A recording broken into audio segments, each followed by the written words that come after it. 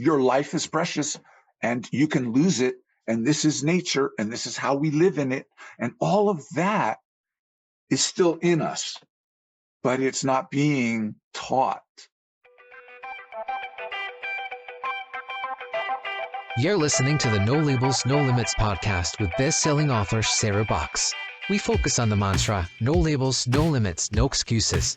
And now without further ado, please welcome your commanding coach with plenty of chutzpah and heart, Sarah Box. Welcome back, everybody, to the No Labels, No Limits podcast. I'm Sarah Box. So we have a guest today whose background, like all of us, has formed who he is today, but it's a unique story, and he has a vision for the future that is very powerful. So let me give you a little bit of info about him. He's a former Navy SEAL turned licensed clinical social worker, and he's a passionate advocate for the healing and growth of adolescent men and young people, not just the men. He is the founder of Honor Bound Academy, which we'll talk about a bit, and he spent over 35 years walking alongside more than 3,000 young men as they face the often rocky journey from adolescence to adulthood. So if you know 35 years, he spans a couple of generations in this work. And that's pretty interesting to me because I perceive there's been a lot of shifts during that time, and I'm curious about them. But he does this work by drawing deeply from his personal experiences in recovery and his professional expertise in mental health, addiction, and youth development. So he offers a message that is grounded and powerful. And he has a book, Special Welfare. When I say it and to read the title of it, I switch them sometimes. Special Welfare, Social Warfare. And it's a combination of a call to action and a guidebook for reimagining how we support young people in crisis. So anyway, there's a ton of questions I have for him. We're not going to get through all of them. So I'm going to be curious where we go with this conversation. But I know I'm going to walk away wiser and probably with a bigger heart just from meeting and listening to Tom. So with that, let's formally welcome Tom to the No Labels, No Limits podcast. Hi, Tom. What a wonderful introduction. Thank you so much. It's a pleasure to be here. Well, I'm glad to have you here. I think when you read your bio, and I did some other background on you, the thing that kind of, pops out is a label, right? Navy SEAL. And there's a lot of assumptions that go with that, like tough, handle everything. Not your story, it is your story that's what you became and all of that. But I think we gloss over that it also comes with other, I don't want to diminish by saying baggage, but it comes with other things with it. So people perceive someone being super strong and capable in that and forget that they're human also. So will you share a little bit from that story, from your own passage from youth to adulthood and going into the service and then going into clinical work? Yeah. Just give us some background on that, and then I have questions about it, so not to worry. So let's just hit the high points on how this occurred. It starts at the age of 14 when I did my first drug. And I think within a very short period of time, I was an addict, alcoholic, but it took me 15 more years to come to understand that. So when you look at my military career, it has to be understood that I brought addiction with me. It was not the cause or effect that job did for me. It was the most incredible opportunity, because what it did was, let's start it with, at the age of 18, I was asked to leave my father's house because I was getting high with my middle brother, and that was not acceptable. And so at the age of 18, I'm out on the streets going, where am I going to go? What am I going to do? This is 1977, and where we are just 4 years through with the Vietnam War, which left this country demoralized. And so nobody wanted anything to do with the military. And I was given, entrance because the recruiter said, you want in, let's give you whatever you want. I wanted to be a hospital corpsman. I wanted to be a doctor. That's the pursuit. That's what brought me to the job and the military. third week into boot camp, it turns out there's a screening test to become a Navy SEAL, which at that point I have never heard or have no knowledge of what that is. But I'm interested because I'm athletic from my high school career. I played sports. And so I took the screening test, passed, and ended up at what's called Basic Underwater Demolition SEAL Training. It's in Coronado, California. Every SEAL has a class. My class was 106. I started August 27th, 1979, and I graduated February 28th, 1980. Now, that's the training regiment that brings a person from wherever you come from, and you are introduced into now what is called the teams. And I became a SEAL. What I spent the next 9 years and 6 months, I ended up, while I did pursue the BUDS, I also went to A school, which was where I got my hospital corpsman rating. So 9 years and 6 months into a wonderful career, it ended in discharge for drug use. And so starting at 14, at the age of 18, it had not affected my body or my mind. But within the next 9 years and 6 months, it deteriorated to the point where I was dangerous to the people that were operating with me, and I had no right to jeopardize their lives. And the military did what I did not have the courage to do, and that was discharge me. Okay, I've got a question for you that just occurred to me. Yep. As you were talking about that, you were asked to leave your family because of your influence on your middle brother, right? So you were a danger. I'm paraphrasing this. So if I'm off, just stop and go, you're clueless. But it seems to me there's some parallel that at a young age, you were perceived by your family as a danger to a bad influence, per se, to your younger sibling. Similar thing 9 years later, but someone said, you got to go because it could cost a life or more than one life. How did you take that? Not well. Well, did you blame them or did you see what they saw, I guess? No, I instantly blamed. I said, it's the military's fault. It's my command's fault. It's my commanding officer's fault. Nobody understands me. You're just not understanding. Well, you know what? That's the earmark of somebody that is addicted to drugs and alcohol. And so the military wasn't going to hear it anymore. The discharge came with an RE code that everybody gets when you leave the military. And mine was an RE4, meaning you're never coming back. So they washed their hands with me. And I ended up in the civilian world with absolutely no idea how to be a civilian, and with an incredible addiction to marijuana and crystal meth at the time, and alcohol. Wow, that's a tough trifecta. Yes. And so I ended up going back home. My father said, oh, I see you're back, and it's the same thing.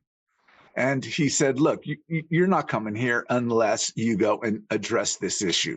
This is your problem. You need to go and take care of it. You can come here if that's what you're doing. Otherwise, hit the road.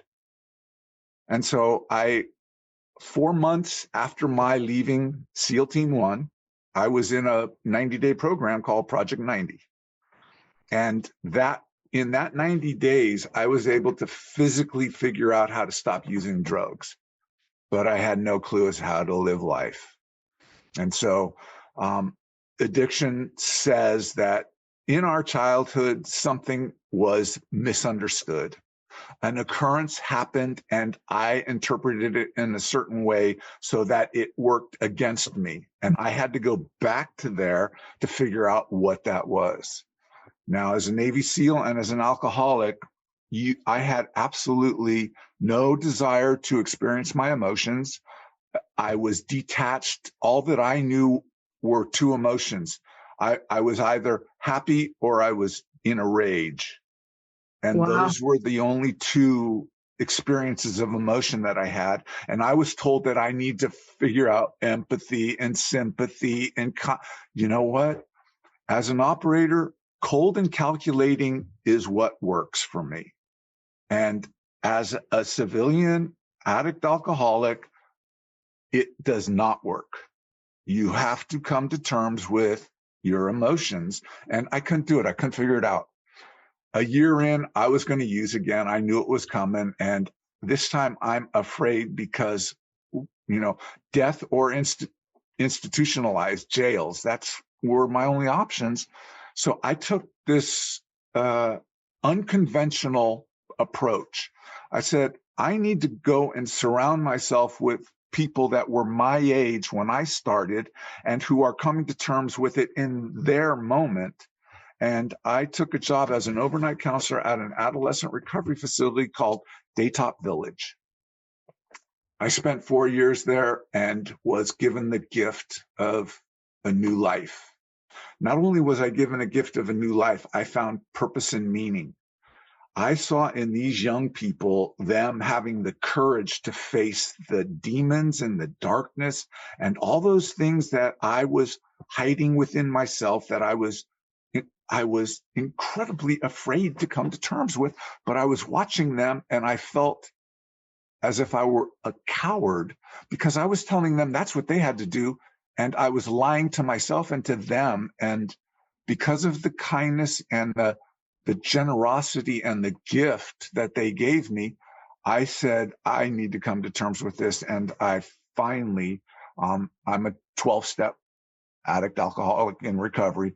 I did all 12 of the steps. I did the fourth and the fifth. And I came to terms with the demons that had been in my life, driving me to be a wonderful individual that also could be incredibly dangerous to the environment. So you were doing your own healing alongside being with these young people who were also healing and growing into their adulthood? Yes. But were you doing it in the same programs or alongside? Like, did you feel more authentic with them as a result of doing that? I felt heard with them. We talked. And at that point, I've got no education. It's called countertransference. As a clinical therapist, you cannot do that. I cannot take an experience that I have that I'm hearing you say, and I say, hey, I'm just like you. That is unprofessional and unacceptable. But when you're just a drug addict, alcoholic, trying to find his way in a room full of 13 to 17-year-olds who are sharing with me and I'm sharing with them, and we are healing. And that process at that time was done in that way so that they trusted me. And in that trust, I felt the obligation to give back. And at the end of 4 years, because I did not have the education, they were not going to give me a caseload, and I was not going to get the next step, which I wanted. And I wasn't going to go back to school at that time because I was highly trained. The military spent a lot of money educating me, and I was talented, but I was also arrogant and I was also ignorant because the fact of the matter is I was not what I could be. So I left Daytop under very good conditions, and I took my next job as a unit director at a Boys and Girls Club. This one was completely different. Daytop Village, 13 to 17-year-olds, Boys and Girls Club, 6 to 18-year-olds. Daytop Village, court appointed, they had to talk to me. Boys and Girls Club, they can ignore me and not have anything to do with me. All different situation. And I had to relearn how. I spent the first 2 years, I spent 4 years there total, the first 2 years just wanting to throttle them because they were so disrespectful. And so I wanted their respect and they were not going to give it. And I just was at wit's end, but I wasn't going to give up. I wasn't going to give in. I wasn't going to quit because this was too important. And somewhere in the second year, it happened. They saw that I was authentic. They saw that I was real. They saw that what I said I would do, I was truthfully honest with them. I showed up when I said I'd show up. Whatever I told them I would do, I did. And somewhere at that second year, it shifted and it went to become a family. And I was the oldest brother, which was my role when I was asked to leave my father's house. I was the oldest brother. And so at that point, I was finding that I now could make the bond regardless of you having to talk to me or not talk to me. I had a gift that kids would share with me. The problem was they would bring me certain circumstances that I didn't have knowledge of, and I was in over my head, and I didn't know how to answer. And that drove me back to academia, because they had sacrificed for me, had given me my life, had given me purpose and meaning. I now said, enough of the ignorant or arrogant belief that you're smart enough. You're not. Go get your education. So I got a bachelor's, a master's, a license, board certification. Look, all wonderful on the wall. They look great. The fact of the matter is they're there for one reason, and that is I cannot have a young person ask me something that I don't have the answer for. And if I don't have it, I know where to find it. And that's the arc of the circle that brought me back to humanity with the gift of youngsters. Because of that gift, I committed my life and pursued it in such a way as the same way I operated as a Navy SEAL. Yeah, you can see the parallels there, that you can't quit buds. You know, it's like you just can't go, oh, this is too hard. It's like that doesn't play, or you're out. So, but you had a commitment to these kids just as you did to finishing school, your training. And as hard as it was, you hung in there. But you had to face some tough stuff about yourself to hang in there. My own truth. And here's the thing is, I've heard, because of my clinical background, the discussion of toxic masculinity.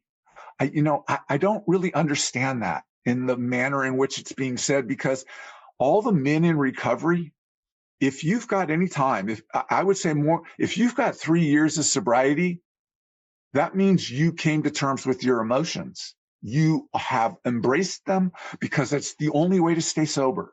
So everybody in sobriety with 3+ years of sobriety that is male, they are not toxic. They are there. Now, they're not perfect. We are not perfect. I still have issues with wives, with kids. It doesn't make me valuable and special.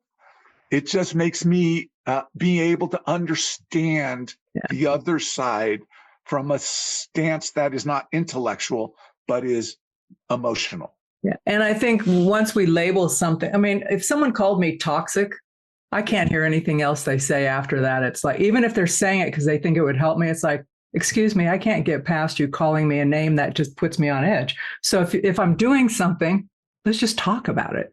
And so I think that anyway, I don't understand it, because I think it separates us and it doesn't mean that someone's behavior is not good, or it may be harmful, but I don't think it means like the whole gender is bad or the whole behavior set is bad. So it's just, it's an unnecessary barrier between people. And we've got too much of that going on right now anyway.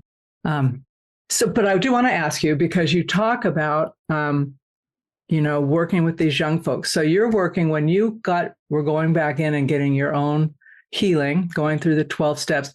The folks you were working with, the young people you were working with, how old were they? They were 13 to 18? 13 to 17 when I was working at Daytop Village, and 6 to 18 at Boys and Girls Club. So how old would they be now? In their 30s, 40s? Yeah, no, they're 40s, 42, 43, 44, 45. Okay. So I'm curious from your perspective, because you're older, so you're a generation before. Excuse me. What did you notice, or have you noticed, about the transitions that are different for these generations? I have some observations, but they're very anecdotal. And I'm really curious about what you know from your lived and clinical experience about what young folks today are facing in transition, and then their parents, and how it's different, perhaps. Right.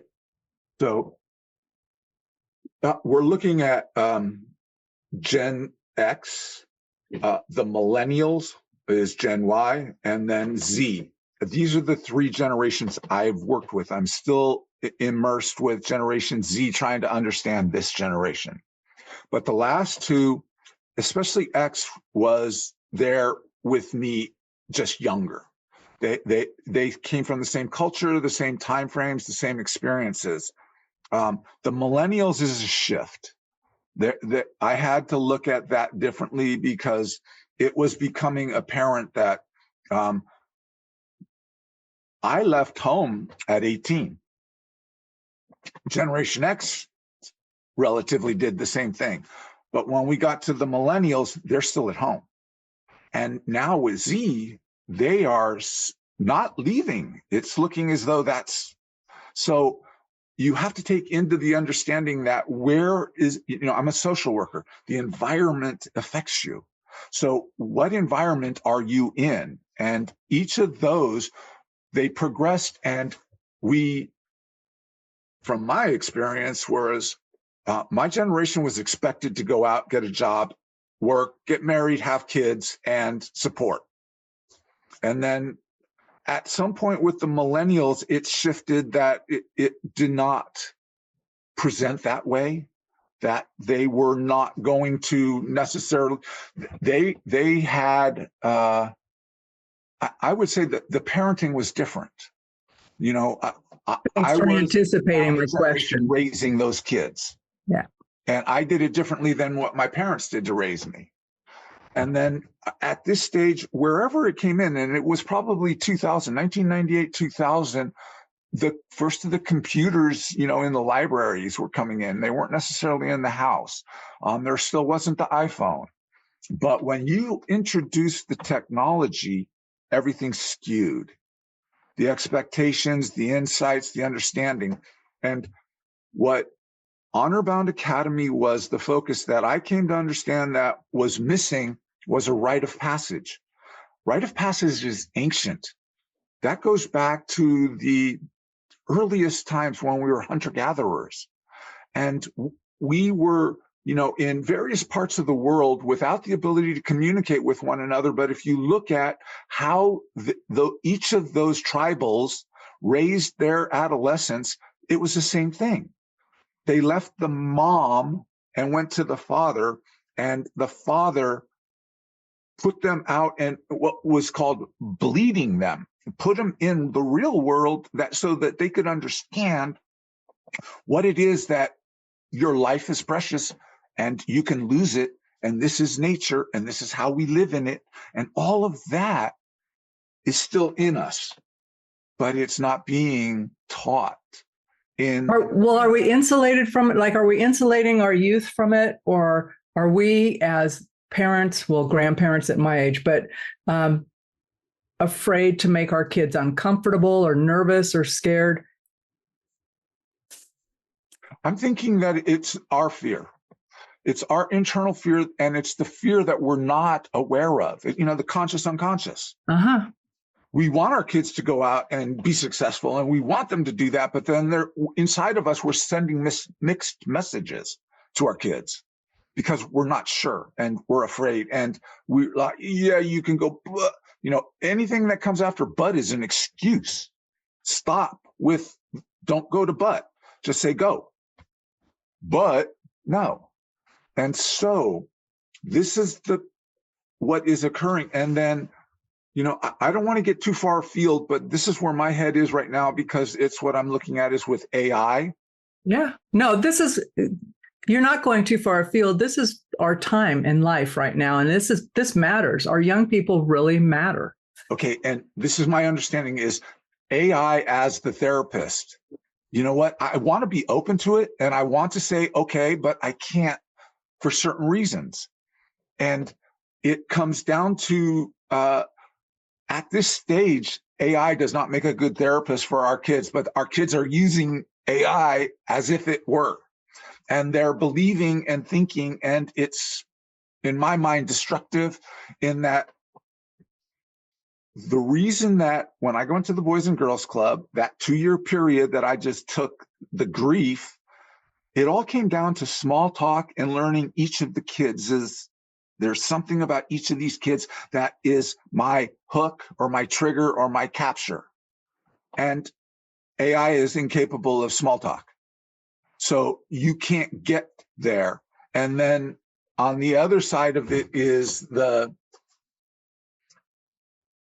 technology. When I left the house, I was comparing myself to my schoolmates and my neighborhood. Today, our kids are comparing themselves with the world, and they are losing that battle of being unique and special and what all young people want to be, the center of attention, Yeah. the focus of attention, the egocentric of the world. And they're being bombarded by algorithms that are deceptive lies that underlying are trying to get you to pay for something. And they'll tell you whatever you need to hear for them to get you to do what they want you to do. Also, there's not enough, in my humble experience, which is not always humble, there's not enough life experience to be able to discern if something sounds good or is good. Right. Because you could ask a question of AI and it could give you a really good response. But what it doesn't say is for you and your circumstance. Yeah. It's not I would not recommend this because you don't have enough detail to put in there. It's like, how do I do X? But my response to someone who's 12 asking me that versus someone who's 18 asking me that is different, right? How do I do X? So, okay, so there's just not an ability to filter or have enough discernment, at least as far as things have developed so far. Okay, so here's the thing on the table that is the alpha and the omega as far as I'm concerned. It is we are incredibly angry and we're incredibly lonely. Say more. That's the world that we're living in now that I, as a clinical therapist, am facing off against. And the anger has to do with feeling as though you got no power. You look at the country as it stands. The book, Special Welfare, Social Warfare, Adolescence to Adulthood, a guidebook, was written 3.5 years ago because I saw what was coming that's here today. That book was written so that I had a platform that I could counter what I'm seeing in this world that is incredibly angry and lonely, but because we're human, the potential and possibility is here. And I'm an optimist. But what it comes down to is we're looking out and you're either blue or you're red. We come down and we're in states and we no longer in our neighborhoods know our next door neighbors because we don't reach out and talk because there's a whole bunch of reasons. There's a lot of different reasons, but no, it's true. People move in, they want to be left alone. Yeah. And which is all fine and good until you really wished you had a neighbor or a neighborhood. And therein lies the battle of what I have been doing with, I left Honor Bound Academy. There were financial, I was not capable of taking it to the level I wanted it to go to. And though I tried, it didn't fulfill to the degree that I saw its potential. It still sits there. The book I wrote, I left it in there because I don't want it to not be in the public domain. So I literally said, if somebody sees this and it works for you and someday in the future, I gave you everything that I put into and how so that it's still there. But now my focus is dealing with speaking engagements and talking to groups because I have kept a clinical practice. I work 2 days a week. I have about 3, 4, 5 folks on a Tuesday and a Thursday. And that's to keep up my skill set because you leave it, you lose it. And now I'm reaching out to groups. So what types of groups are you talking to, Tom? Are you talking to groups that... Schools, groups. Okay. I've always been able to do AA meetings. And so, and from there you ask, are there other, places that I can go? I have a manager, I have a publicist, I have a marketer. I have 2 youngsters, 23, 25-year-old brothers that are doing my platforms for me. Because I'm trying to get it out there in a world that is moving in a direction that is not to my liking. And especially for our kids, because the issue that I see is the fact that could make so much difference is the disparity in wealth in our country today is just unacceptable. And we just signed a big, beautiful bill. And the problem is that the bill is going to be going to our grandkids, not us. And so our kids today are having difficulties enough. What's going to happen when they hit my age and there's no safety net? You know, if you ask somebody my age or a little older, let's give up Social Security, let's give that up and we'll figure it out and let's give it to our kids. They will shoot you.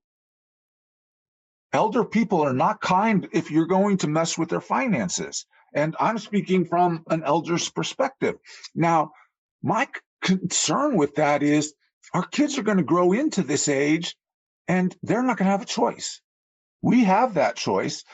And my group message at the end is, how do we come together to make a difference? Because all of us can make the difference, but one of us, that's not going to happen.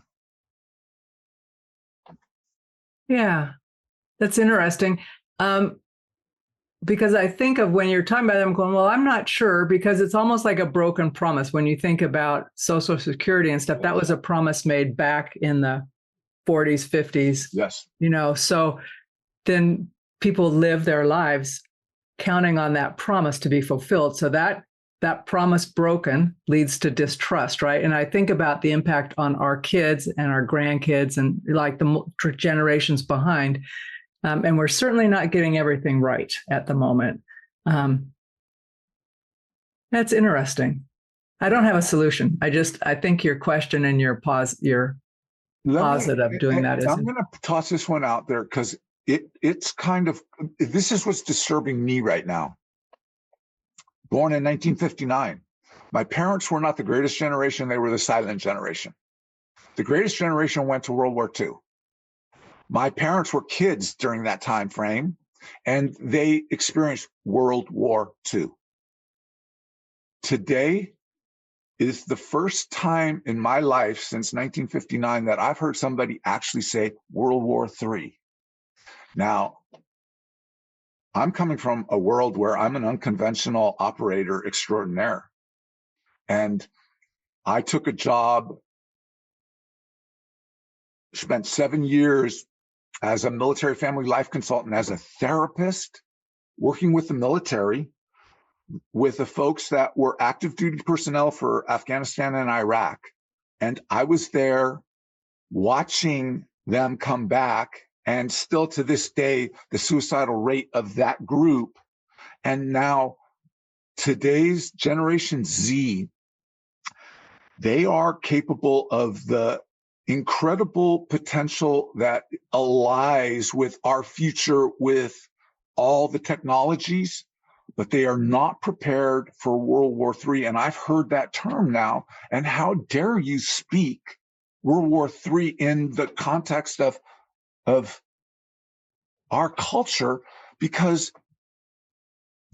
Afghanistan and Iraq were not world wars. Right. You have no idea. And our kids, I'm having difficulties trying to get them to break apart from the technology long enough to see the individuality, to know that they are good, and they're good then can use the technology. But you put them in boots with a weapon, send them to boot camp. This generation is not prepared for that. Is that because of the disconnect from one another? It's a disconnect from all of us. Yeah. We are all disconnected. Look, this is the fact. Kids, our kids, children, they don't learn from us by what we tell them. It's never been that. Our kids learn from watching us. They're watching a society right now that is angry, lonely, and fearful, and not with, they got global warming issues. They've got, all of this, and our kids are watching the adults, like the dough in They're watching adults unwind. Yes. I'm watching it myself thinking, what the hell is going on here, you guys? Get a grip. We've gone through worse. Yes. But the thing is what I'm hearing is a lot of inflammation. It's like, so here's a rock. Well, now it's a boulder, and that boulder's coming down on you. Well, when in fact it's still a rock. Yep. It's not coming at you. And quit trying to scare everybody, because then you get their nervous system all jacked up and reason starts going out.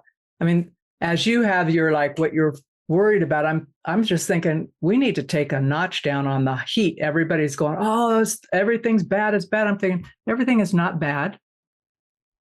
We need to stop and see one another, what you're saying, and look and see the good in our youth and in one another. Because it's, anyway, different story, different conversation. But I hear what you're saying, and I'm watching all of this in World War III, and I'm thinking, it's easy to say that, but you, not you personally, but you generally, haven't been since World War II, we haven't been in that kind of a war. Yes. We've been in, well, actions. Yes. I don't want to be too cynical, but they haven't been the same. They're different, and the fighting's different, from all your training. It's not the same thing, and I think about, you can be somewhere else and fighting and not even know that who you're hitting. Yes. So there's a lot of humanity that needs to be seen. And the thing is we still are what we are, capable of incredible dreams and horrible nightmares. Yep. But the fact is, your pebble and your boulder is the analogy that is the fact. It is a pebble.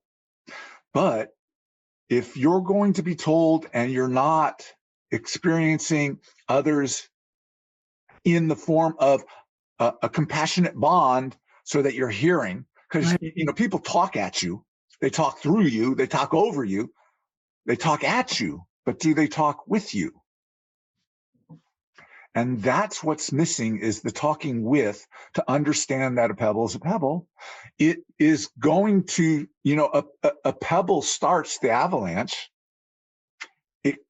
It's gonna go there, but it's not there right now, and we are capable of change. We are. We absolutely. And when you say you're an optimist, I am too. And I'm thinking we humanity make things worse on ourselves. Yes. We do.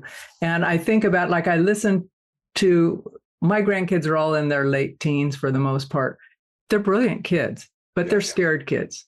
Yes. Now, they would tell me different. They say, I'm not scared, but I'm watching. One of them's like a go-getter. He's like, I'm doing this. The other one's pretty close to it. The others are a little back offish, like, well, I'm not that far out there. So, like, you left home at 18. I went out at 18. I couldn't wait to get a driver's license at 15, right? That's not the same. There's just it's that a hesitancy, but there's an awareness there that's smart. And it makes me sad. I'm thinking, well, I don't want my son or daughter, whomever, to move far away. I'm going, why not? Why not? Yes. Let them go. You're still going to be there if they need to come home. So, because that, for me, that makes the kids scared to try something. Your point is spot on. Mine is, this generation is more intuitive than any generation that came. And people go, well, what does that mean? They're quizzical. The technology, I'm afraid to hit a button because it's going to screw something up. Our kids hit every button because they're learning. And that perspective is what needs to be out in front of us today. We need to put our kids into a leadership role. If we put them in center, look, they're going to still make immature mistakes. But if we are what we're supposed to be, then the mentors and the guides and the aged wisdom, we don't fix it for them. We say, all right, what are you going to do to fix it? You did that. You made the mistake because you saw it that way. This is what we were telling you should have. And now what do you want to do? Yeah. But that gives them empowerment. Their voice is not being heard. Their voice, and that is where that fear or that that whatever that is that's affecting them, that I'm trying my best to overcome every time I get an opportunity to stand before, because there is something specially unique about the whole generation, not necessarily the individuals. So. No, it's fun. I had an opportunity to work with one of my favorite organizations. They're not a huge team, but their team crosses generations. And so their youngest one, I think she might have just hit 20, maybe. She might still be 18. Anyway, so she is vivacious and she's downright goofy, and she's really good at what she does. And then the oldest one is in their 70s, right? And so you've got everything in between, but they love each other. And truly, it's just not a saying, but they show up for one another and they listen to each other. And they're very different personalities, but man, they see things so differently. And the whole mentor thing that you're talking about is one of the senior leaders. She wouldn't call herself that, but the folks who come to her for quote unquote supervision, they say, she just listens so well. And then she asks us some hard questions. I'm thinking, that's a mentor leader, but they all feel seen and heard. And so we don't have to fix everything for people. No. When I went working back with the kids, they were my teachers, my mentors, my guides. It isn't about age. It's about what is the circumstance and who has the expertise. Today, we as an adult cultural society are afraid to the degree we are petrified into place. Kids are, like you said, afraid, but they're still moving forward. Yeah. We are hesitating and they are stumbling forward. We need to merge that togetherness to give them the confidence that we got your back. We got your back. And also I will speak for myself. I've survived more decades and have gone through more crap. Right. And it's like, I don't have to say my stuff's the same, but I can say you have it within you to get beyond this. Just don't give up. Right.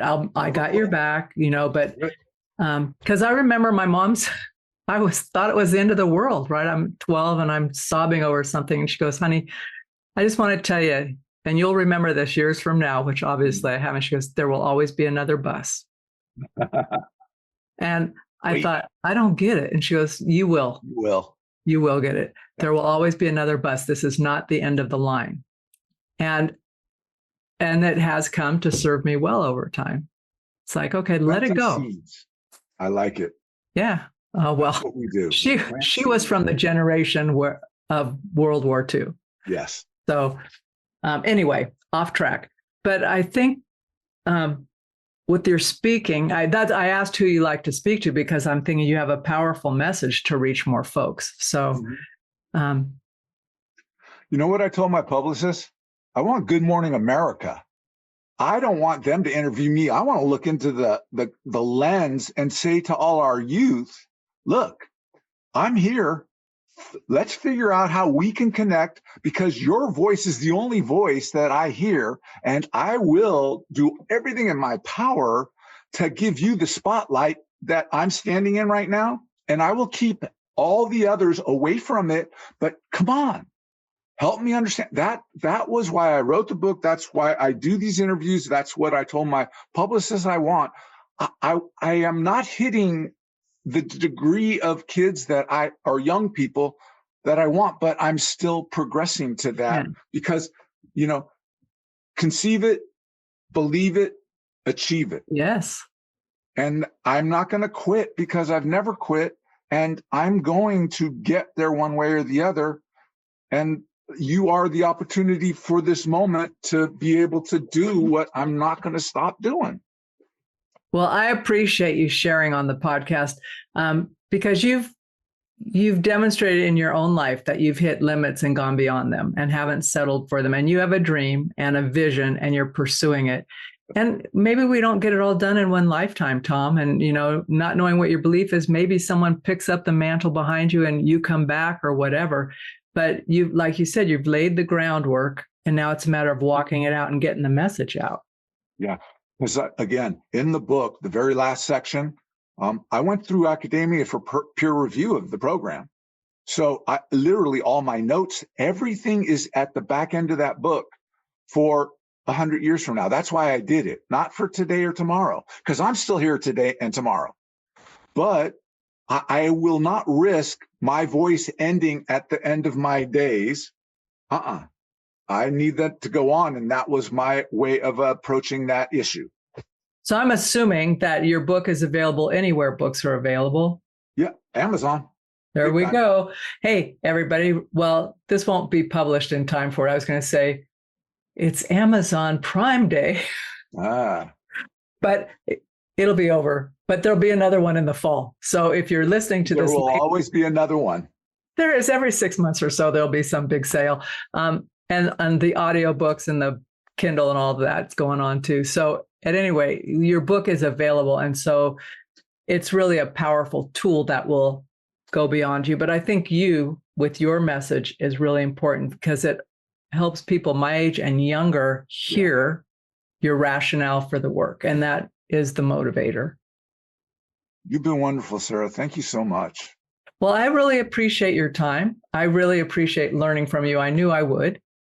And I hope you have a great rest of this week. And on your next speaking engagement, just get many more leads for other engagements. We're not going to give up. We're not going to give in. So thank you again. You've been listening to the No Labels, No Limits podcast with best-selling author, change agent, and strategic business coach, Sarah Box. You can grab the show notes and find out how to work with Sarah at sarahbox.com/No Labels, No Limits podcast. We'd love this podcast to reach as many people as possible. Please remember to rate, leave a 5-star review, and share the podcast with someone you think would get value from this conversation. Till next time, keep taking those daily action steps to align your purpose to your principles and achieve your goals in business and life.